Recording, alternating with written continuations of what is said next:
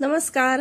आज आपण गणपती बाप्पाच्या आवडीचा प्रसाद म्हणजेच मोदक करणार आहोत। तर इथे आपण तळणीचे मोदक आज करणार आहोत आणि त्याचं आवरण जास्तीत जास्त वेळ कसं कुरकुरीत राहील हे आपण बघणार आहोत। तर इथे मी अर्धा कप मैदा आणि अर्धा कप बारीक रवा घेतलेला आहे। त्यामध्ये चवीनुसार मीठ घातलं आणि कडकडीत तेलाचं मोहन घातलेलं आहे 2 चमचे।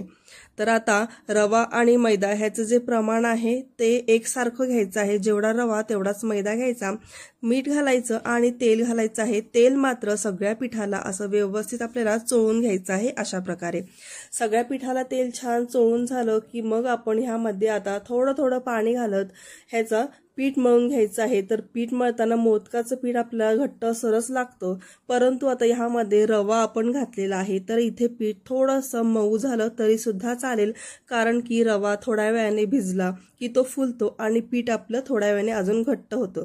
तर आता पीठ आपण झाकण ठेवून बाजूला ठेवून देऊया आणि मोदकाचं सारण करायला घेऊया। तर कढईमध्ये मी 1 चमचा तूप गरम करून घेतलंय आणि त्यामध्ये 1 कप भरून खोबऱ्याचा किस इथे यामध्ये आपण घातलेला आहे।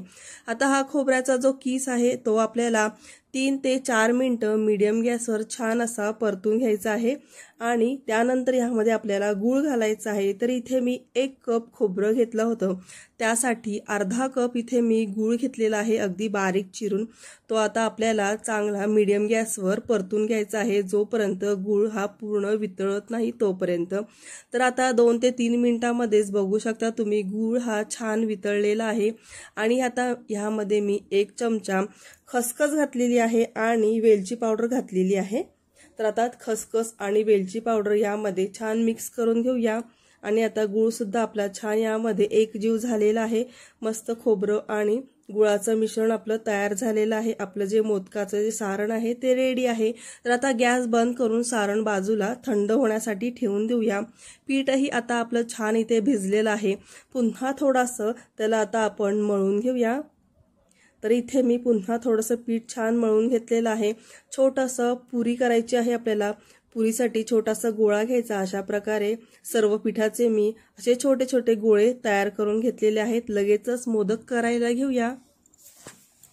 तर इथे मोदक करण्यासाठी मी छोटा गोळा घेतला आणि त्याची अशी पुरी लाटून घेतलेली आहे। तर आता लाटताना सगळीकडे एकसारखं लाटून घ्यायचं।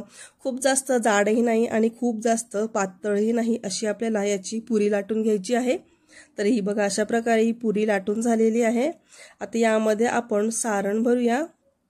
तर इथे सारण घ्यायचं आहे पुरीच्या अंदाजाने आणि आता आपण मोदकाच्या कळ्या पाडायला घेऊया। तर एक बोटाच्या अंतरावर बरोबर असं आपण चिमटीने दाबून घ्यायचं आहे। छान कळ्या पाडून घ्यायच्या आहेत ह्याच्या। हे बघा बरोबर 1 बोट मध्ये ठेवायचं आणि चिमटीने असं खालनं वरपर्यंत छान त्याला प्रेस करून घ्यायचं आहे अशा प्रकारे। आणि आता ह्या सगळ्या कळ्या एका साईडला करून घ्यायच्या आणि मस्तपैकी सगळे मधल्यामध्ये आपण त्याला एकत्र करून असं दाबून घ्यायचं आहे। छान आपल्या मोदकाच्या कळ्या ह्या पडलेल्या आहेत, तुम्ही बघू शकता। वरती जे टोकाला येतं ते छान दाबून घ्यायचं, नाहीतर मग तेला सुटायची शक्यता असते।